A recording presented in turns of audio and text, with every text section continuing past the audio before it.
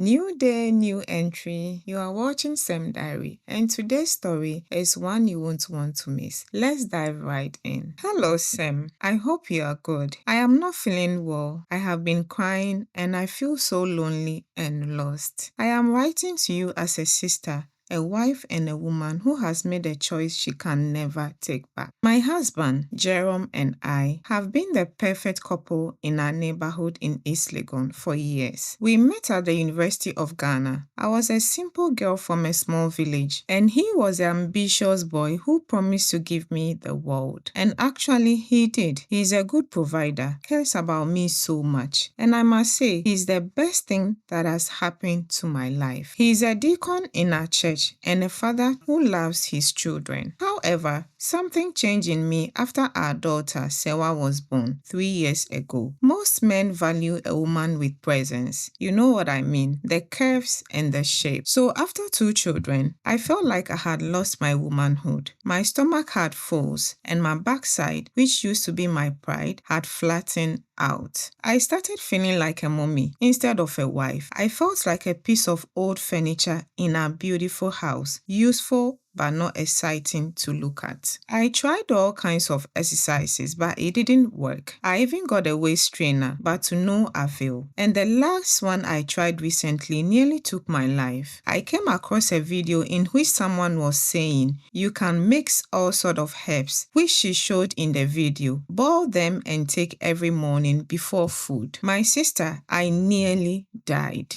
My husband even advised me to just relax and that he's not complaining. I started spending too much time on my phone. I would see these girls at the polo club or at weddings in Accra. Their waists were so small, they looked like they could snap, and their hips were wide and firm. I started following these slay queens and influencers. I saw how men look at them and the comments they received. I started looking at Jerome. He never said I was ugly. In fact, he would rub my belly and say, "Akosia, this is the house where my children grew." I love it, but I didn't believe him. I thought he was just being a Christian husband. I thought he was secretly looking at those girls on Instagram. I didn't tell my husband the truth at first. I told him I was going to South Africa for a business trip and a wellness retreat. I used the money I had saved from my catering business, money we were supposed to use to start our new restaurant. Everything was set and I left. The day of the surgery in the clinic, I was terrified. The smell of the hospital and the cold air filled my mind, but all I could think about was coming back home and seeing my husband's jaw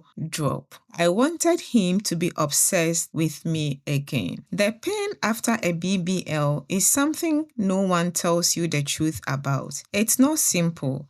It feels like a truck ran over your lower body. I had to wear those tight, fragile garments, and I was leaking fluids and bruised. When I finally flew back to Ghana, I couldn't even sit on a chair. I had to sit on a special donut pillow. When my husband saw my new body, he didn't scream or get angry. He just stayed silent, a very long, heavy silence. He looked at my new giant hips and my tiny bruised waist, and he walked out of the bedroom. That was the first night he slept on the sofa. 6 weeks passed and the swelling went down. I looked like a goddess, or at least what I thought a goddess looked like. My clothes fit like glove. When I went to the market or to church, I could feel every eye on me. Men were turning their heads so fast, they almost broke their necks. I felt powerful. But at home, I was a ghost. My husband completely stopped touching me. Not just the bedroom touching, but any touch. No hugs in the kitchen, no holding hands during prayer. We laid in the bed. He stayed on the edge as if he's afraid of bumping into me. One night, I put on my most expensive sleet nightgown and went to him. I put his hand on my hip, but he pulled it away like I was made of fire. Tears welled up in his eyes as he said, "Akosia, it feels like I am touching a balloon. It doesn't feel like a real skin. It doesn't feel like my wife. It feels like something you bought at a shop." Devastated, I shouted at him, calling him ungrateful. I told him I did this to stay sweet for him so he wouldn't look at another woman. He looked at me and said, I never looked at them. I only looked at you. But now, when I look at you, I only see your insecurity. I see the fact that you didn't trust my love enough to grow with me. It has been 8 months now. My body is perfect, but my house is cold. We go to events and people tell him, Jerome, your wife is so fine.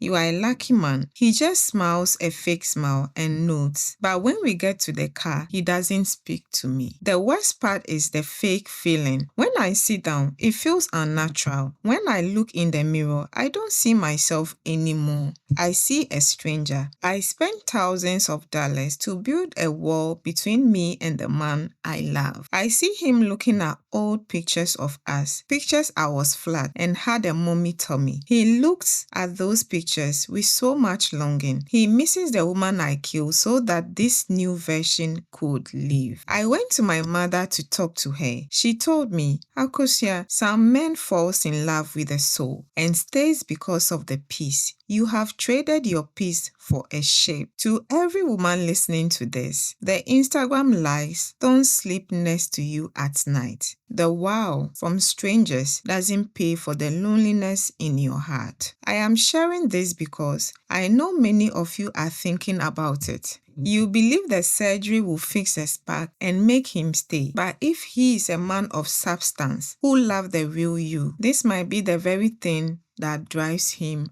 away.